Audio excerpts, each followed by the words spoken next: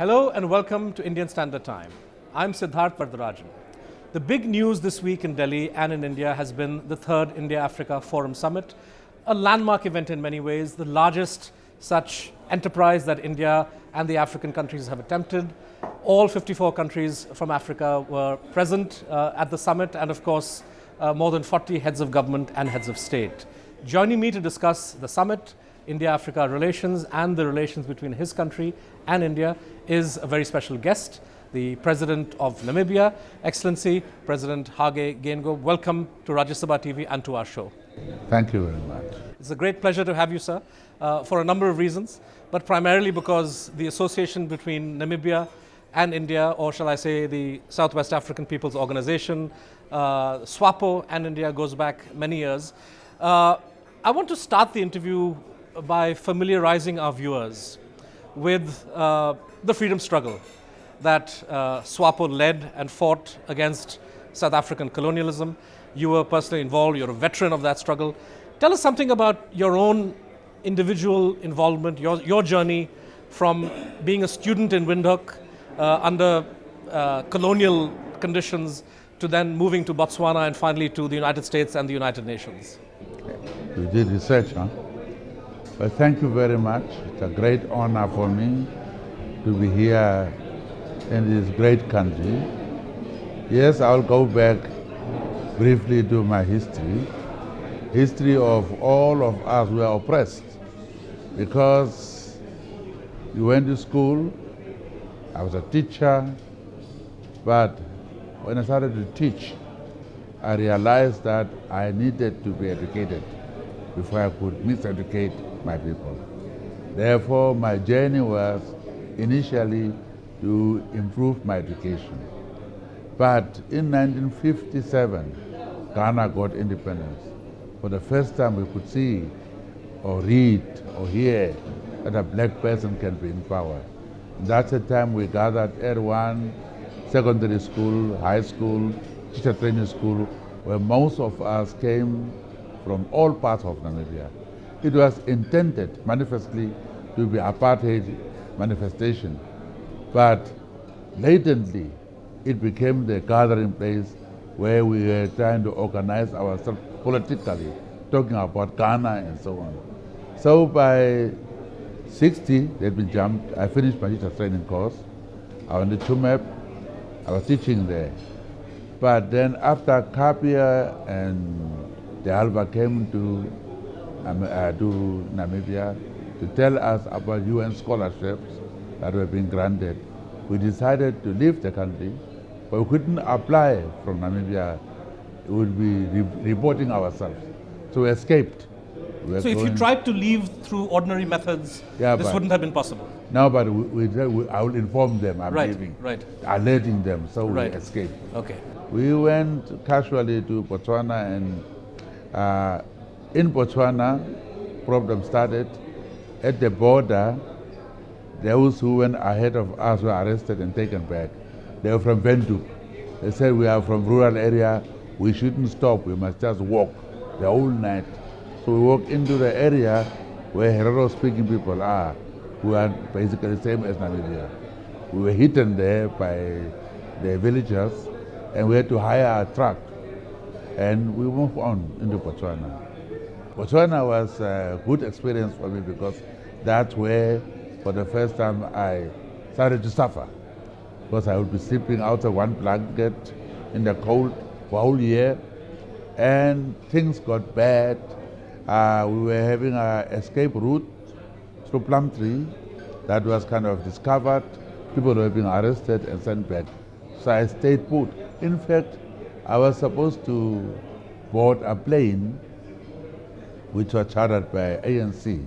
This was to go to Dar es Salaam, right? To Dar es Salaam. Yes, okay, yeah. We were up the whole night trying to celebrate, and 2:15 a.m. we just saw a big bomb. Then one guy was sitting there, funny-looking guy in a camouflage uniform, said, "That's a visitor's plane that's been sabotaged." That's the first and the last I saw that guy. He disappeared. So it was a time bomb. It was intended to explode in the air when we were in the plane. But thanks God. And placed by the apartheid regime. Yeah, of course. Yeah, of course. okay. Yes. chasing ANC, not me Yeah, basically. of but course. After ANC, there were many of them there. So I had to stay there for 1.5 years to be SWAPO assistant representative. From there on, I went to DRC and ended up in America. Already in 1964, Comrade Nyoma came and appointed me the student representative. So it was myself, Theoban Kurirap, to become foreign minister and also president of the United Assembly, Dipo Amutenya. We had to now really provocate Namibian issue. While we were full-time students, we did that very well. And thereafter, of course, I have to jump a little bit. Thereafter, I was assigned to join the UN Secretariat and then sent to Lusaka to set up this training institution, because South Africans claimed that we didn't have education to run our country. Right. But it was an indictment to themselves because they were supposed to prepare us. Exactly. So anyway, we set up this institution. I had many Indian colleagues with me there who are still in contact with me. We did our best there. But I will tell you today, most of the middle level and some top leaders are from that institution. Like the Chief Justice, Deputy Chief Justice, Attorney General, some ministers are top people there. So this was kind of a unique training institution. Very unique. Set up in a way by the UN and SWAPO. Yes.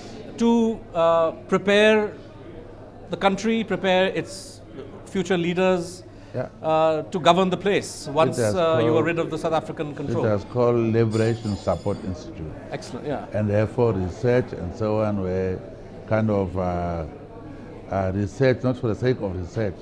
We were doing it to set up the government in exile, but for future. We had done studies in all aspects. I had a very high-powered staff, UN salaries, so we could get staff to come. Right. Then after that, I was involved, of course, in SWAPO leadership, Politburo, planning together, all kinds of things we went through. Even went for a little bit training for self-protection. While I was there, Kasinga was attacked. I was not far from it. And I had to be in charge, most senior person. And I saw bodies for the first time. Many of them, I must say, as ugly scene.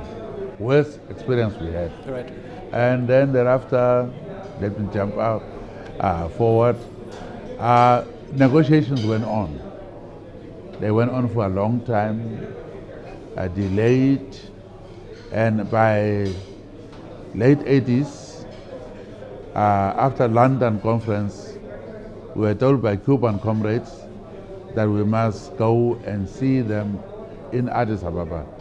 So myself and Dipo Amutenya were sent by SWAPO, and Risket, unfortunately, just passed away about 3 weeks ago. He briefed us, comrades, get ready. This time it is real. So we were told, negotiations took place, last round in London, we must prepare to participate in elections. And here I must just go back to Cuba. When I went to Cuba with Comrade Nyoma, to met Castro. And President Nyoma took nearly 1 hour to explain, telling Castro we must fight to say now we are going to go for elections. A very difficult task. But eventually, Castro impressed me by saying, look, it's your country. It's your struggle. You came to ask us for weapons, we gave you. They're now going to ask for ballots to go to election. That's your struggle.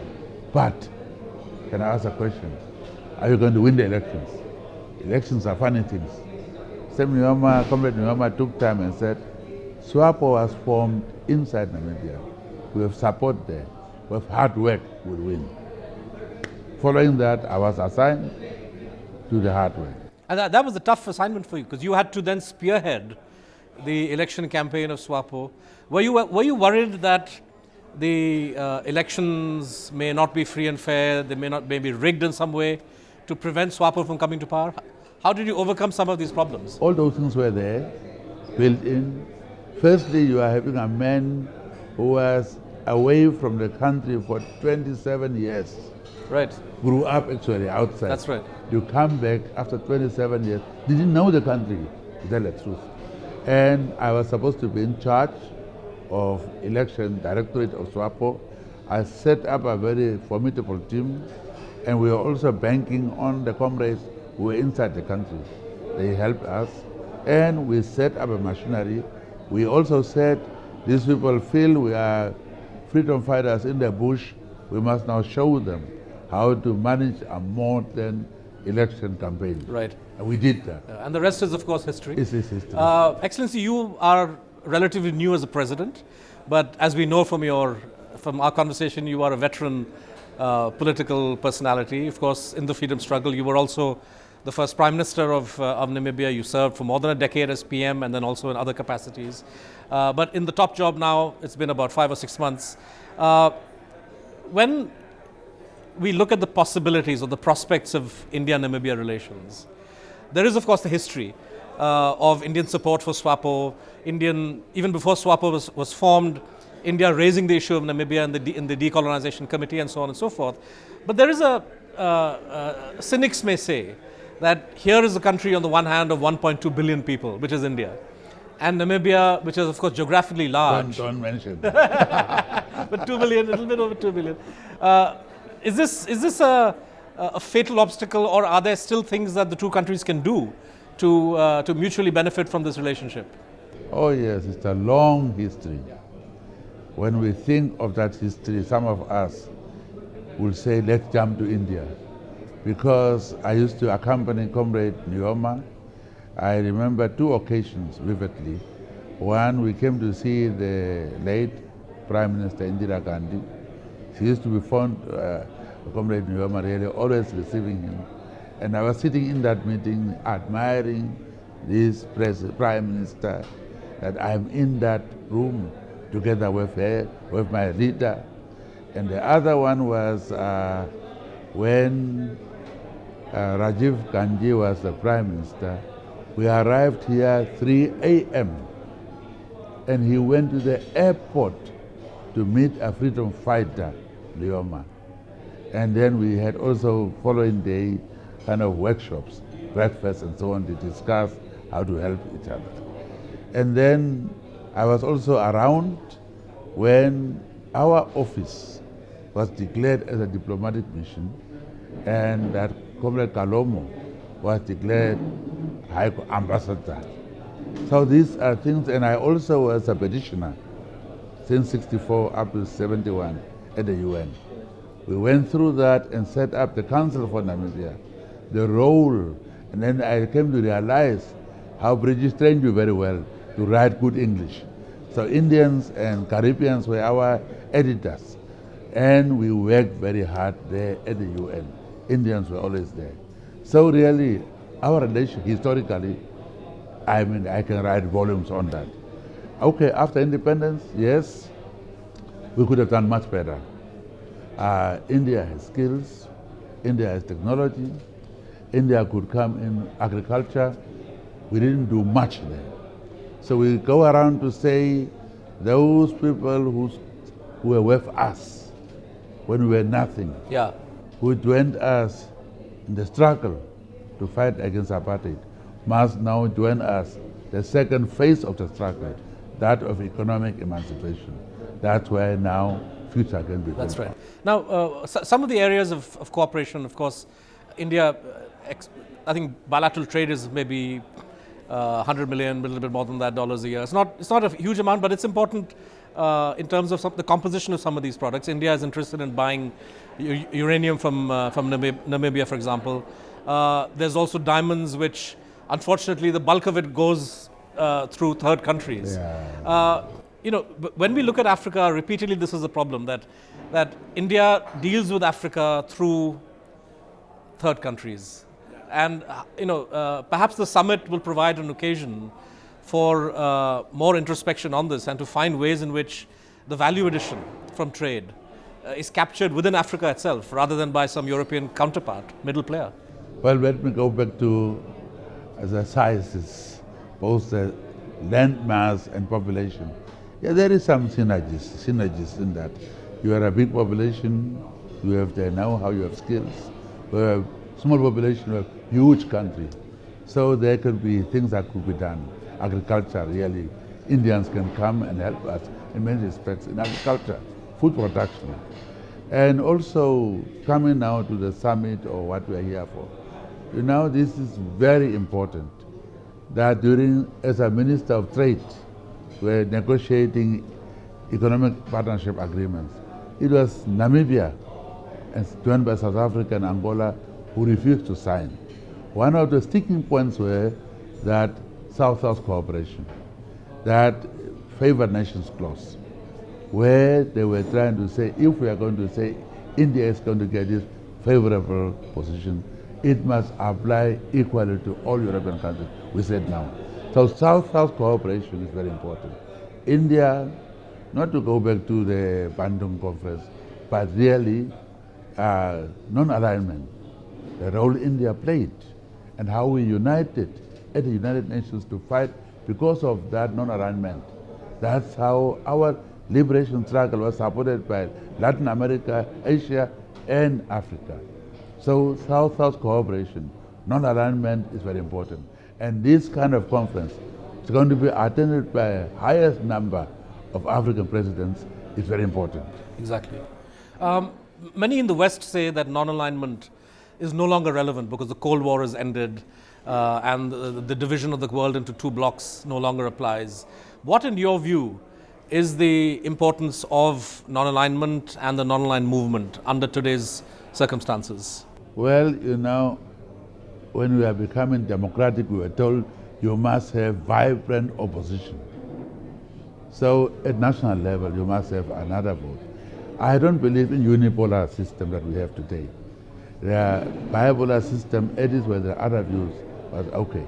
Without that, non-alignment unite us to stand up against those powerful forces at the UN and anywhere else. So if we meet like this, they must be scared. We are not planning against anybody, but solidarity, planning together, holding hands is very important. It is what made us to be free, some of us. Why shouldn't we be bad today? Why shouldn't we not good today to work together to plan for the second phase of the struggle, right. Economic emancipation? Right. So in a sense, what you're saying is playing the role of an opposition at the international level is what NAM or the non-aligned countries could do to create space for each other? Yeah, I wouldn't say to get opposition, right, but to have united force to come to lobby, right, to make our case. Namibia, as you said, is very small. What can I say in the world? But when I'm talking with you and you support my position, I support yours, we're stronger. Right. Right. We've seen in recent years that India has made a conscious effort to increase its economic engagement with Africa. India, I think, trades about $70 billion across all countries in the continent. Indian companies are investing increasingly. So there is a very clear economic dimension now to India's engagement with Africa. Earlier, if politics was important, today it's economics, and there is a sense in which the government can only do so much, and that private companies have to be involved. Is there, in your view, greater scope for Indian private sector companies to be involved in the Namibian economy? Well, we have a governance architecture. Namibia is a democracy. There, nobody can question. Macroeconomic fundamentals are also in place. Banking system, excellent. Now, third factor, that of socioeconomic fundamentals, we have a problem. I was asking my people when I was going around, did you see diamonds? Some said yes, and some not. Uranium, never. Do you eat uranium? No. Diamonds, no. Therefore, we must provide conducive investment climate where private sector can come from foreign countries to invest in Namibia, those who need or see value in uranium. I don't need it, but somebody else needs it. Let them come and take it, and we tax them. That way we get something. Great win-win situation. So Indian companies, Indian technology, Indian know-how is welcome in Africa. Right. You mentioned agriculture as one area. I know that, of course, Namibia has a huge landmass, but what percentage of that land would be arable, or would your plan to introduce agriculture also mean, in a way, bringing technology to green, to create sources of water, to make agriculture viable? Is that the plan? Yes, Namibia is a very dry country, driest in the world, I think. but being huge country, we have two rivers, but they are the boundaries. We are talking about Kavango River. I'm even trying to set aside about close to 30 to 50,000 hectares that I want to cultivate and so on using the river water. I have a plan I'm going to submit at the conference. Definitely there is scope for that. Right. One of the areas that African countries have expressed some concerns is the renewed attempts by the United States and the Western countries to, in a way, strengthen the protection of patents and intellectual property rights, so-called, by the pharmaceutical companies. We know that Indian companies are very good at making generic drugs and providing them for people around the world, including in Africa, for HIV, AIDS, or other kinds of drugs. There is some pressure now we're seeing building up from the United States on countries like India to change their intellectual property rights regimes to maybe make it less easy for those drugs to be produced at a cheaper price. Is this something that concerns you and other African leaders? Yes, your